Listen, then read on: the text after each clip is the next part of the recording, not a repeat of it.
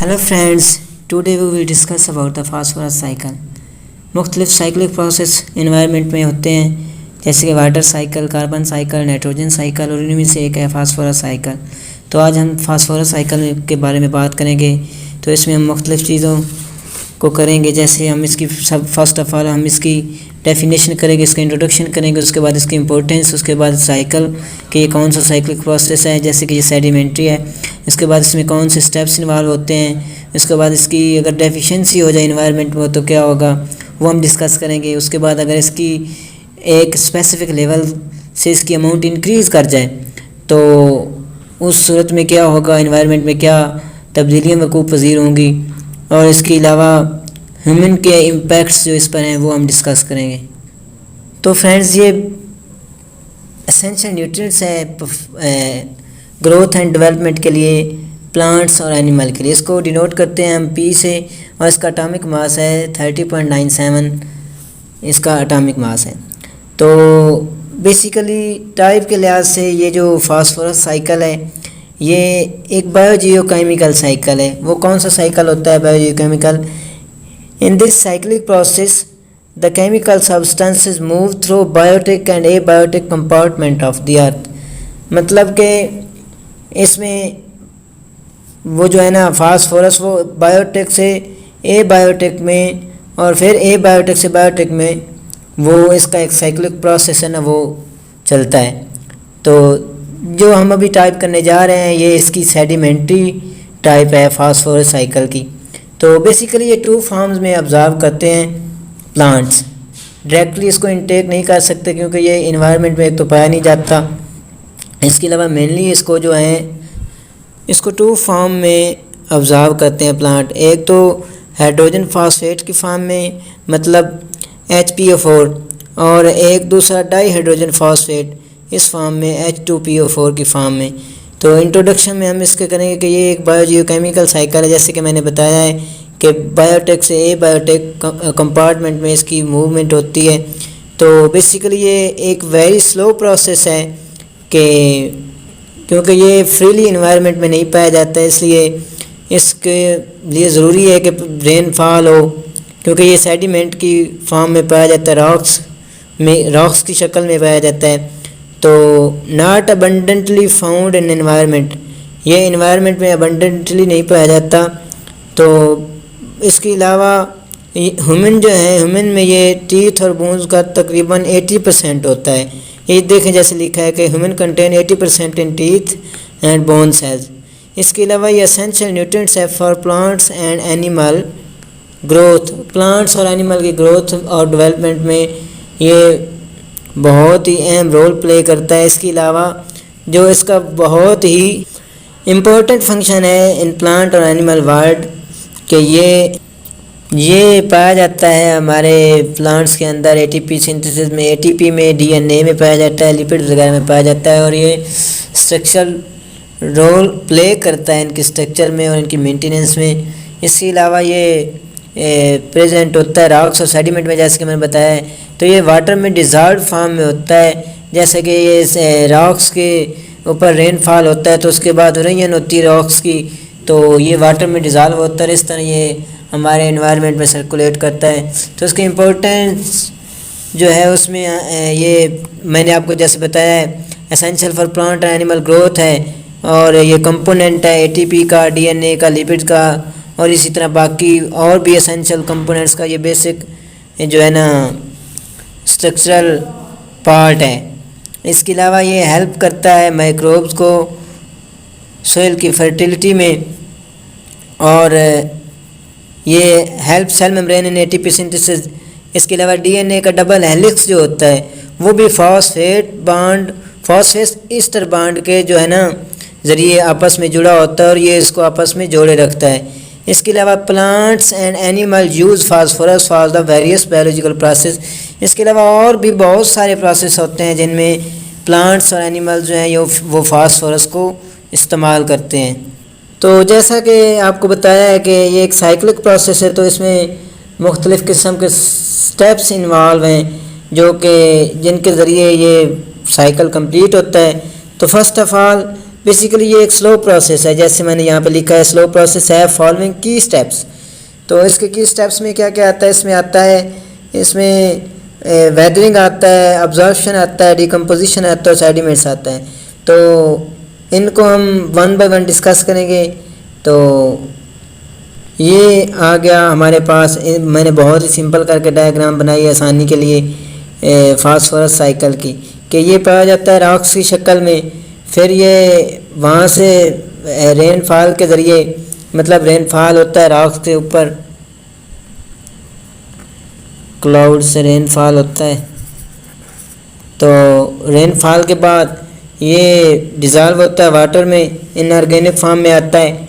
उसके बाद ये डायरेक्ट जो है ना, इसको नहीं लिया जा सकता, एनिमल भी इसको डायरेक्टली इजीली जो है ना इंटेक नहीं कर सकते। अगर ये पानी में डिज़ॉल्व हो तो ये वो इंटेक कर सकते हैं फास्फोरस को। तो प्लांट्स बेसिकली इसको ऑब्जर्व करते हैं। प्लांट्स में ऑब्जर्वेशन के बाद ये प्लांट्स के पार्ट्स में अकोमुलेट होता है। उसके बाद ये इसके जो है ना टू फॉर्म्स में, जैसे मैंने आपको बताया था कि ये ऑब्जर्व करते हैं प्लांट्स।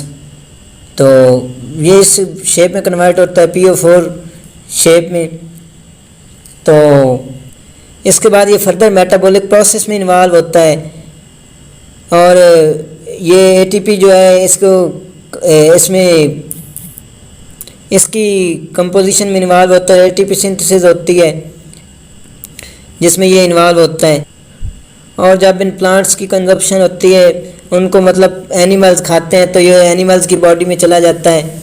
इसी तरह जब प्लांट्स और एनिमल मतलब मर जाते हैं, डाई होते हैं, तो दोबारा इनकी डिकम्पोजिशन होती है, और डिकम्पोजिशन के नतीजे में ये दोबारा एनवायरनमेंट में चला जाता है, और इसी तरह ये इसका फास्फोरस साइकिल कंप्लीट होता है। अब हम इसके जो इसमें प्रोसेस इन्वॉल्व होता है, ये स्टेप्स को हम एक्सप्लेन करेंगे वन बाय वन।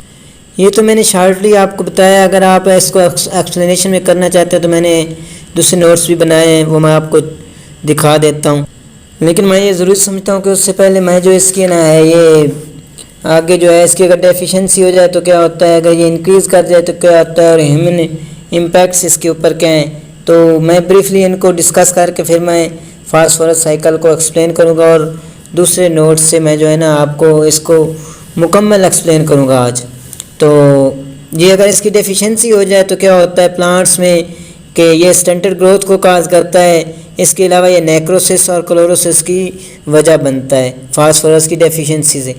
लेकिन इसके बरक्स अगर इसकी जो है ये इसकी मतलब कंसंट्रेशन एक स्पेसिफिक लेवल से इंक्रीज़ कर जाए तो क्या होता है, इसमें ये ओवर ग्रोथ, इनोशियन, जैसे कि वो यूट्रोफिकेशन और अल्गल ब्लूम्स को काज करता है।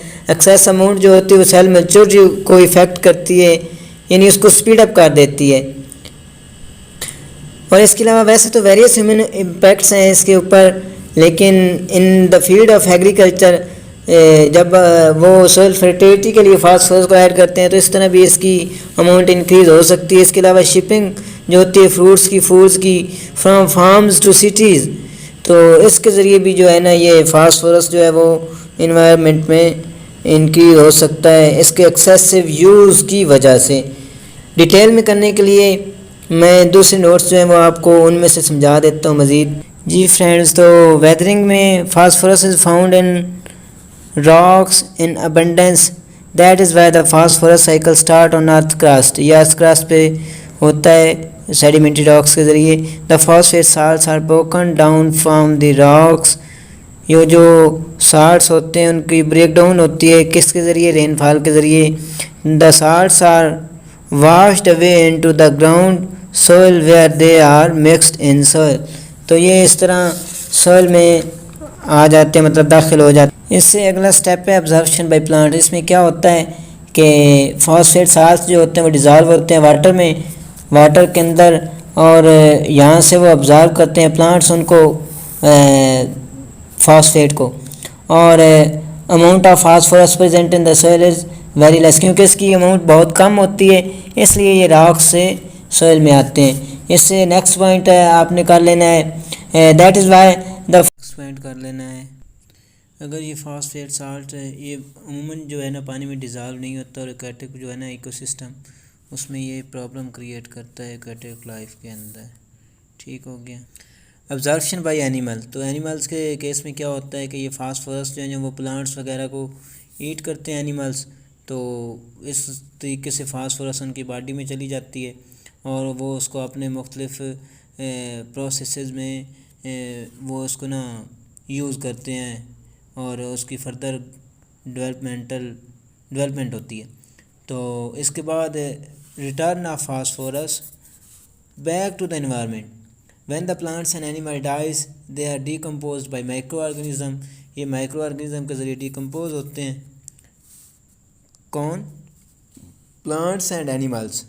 तो इस प्रोसेस में क्या होता है, इस प्रोसेस में जो ऑर्गेनिक फास्फोरस है वो कन्वर्टेड होती है इनऑर्गेनिक फॉर्म में which is recycle to the soil and water, और ये इस तरह सोइल और वाटर के अंदर चली जाती है। क्या? Phosphorus. Soil and water will end up in the sediment and rocks which again release phosphorus by weathering, thus the phosphorus cycle start. इस तरह ये फास्फोरस साइकिल स्टार्ट हो जाता है वेदरिंग के प्रोसेस से। ये सेडिमेंट्स में चली जाती है और रॉक्स में, और ये फिर रिलीज़ होती है फास्फोरस, और बाय वेदरिंग दस फास्फोरस साइकिल स्टार्ट ओवर, तो ये दोबारा स्टार्ट हो जाता है। उसके बाद लास्ट पे आप कर लें human impacts on phosphorus cycle. तो a number of human activities use fertiliser artificial eutrophication etc has great impact on phosphorus cycle. यहाँ पे फास्फोरस साइकिल होना है, जैसे कि ये फर्टिलाइज़र्स को यूज़ करते हैं फार्मर फर्टिलिटी ऑफ सोइल के लिए, लेकिन ये अगर इसकी अमाउंट एक स्पेसिफिक लेवल से ज़्यादा हो जाए तो ये हार्मफुल होती है। किसके लिए? माइक्रो ऑर्गेनिज्म के लिए। और इसी तरह when these are washed away into the near by water bodies they are hazardous to aquatic life. और इसी तरह जब इसकी कंसंट्रेशन ओशन और रिवर्स में ज़्यादा हो जाए तो ये एक्वाटिक लाइफ को सीवियरली जो है ना ये नुकसान देती है। During the shipping of food from farms to cities, ये वही बात आ गई जो मैंने फर्स्ट डिस्कस की थी कि ये इस तरह the amount of phosphorus washed away into the water and that cause eutrophication and algal blooms and that is dangerous for aquatic life, जो कि एक्वाटिक लाइफ के लिए एल्गल ब्लूम्स और यूट्रोफिकेशन डेंजरस होती है। तो इस तरह ये जो है ना हमारा फास्फोरस साइकिल कंप्लीट हो गया कि कैसे ये फास्फोरस है क्या, एसेंशियल एलिमेंट है। तो इसी तरह ये जो है कैसे इन्वॉल्व होती है, कैसे ये रोल प्ले करती है, इंपॉर्टेंट रोल इसका आ गए प्लांट्स और एनिमल में। इसके अलावा इसके साइक्लिक प्रोसेस में इसके स्टेप्स आ गए, इसकी डेफिशिएंसी अगर हो जाए तो क्या होता है, इंक्रीज़ हो जाए तो क्या होता है, और ह्यूमन इम्पैक्ट्स इसके ऊपर क्या है। तो ये आज हमने डिस्कस किया। Thank you very much for watching and ये जो है ना आपसे सबसे उम्मीद है कि आपको अच्छा लगा होगा, आपको मुकम्मल समझ आई होगी। तो आपसे उम्मीद है कि आप ज़रूर मेरे चैनल को सब्सक्राइब करेंगे। Thank you very much.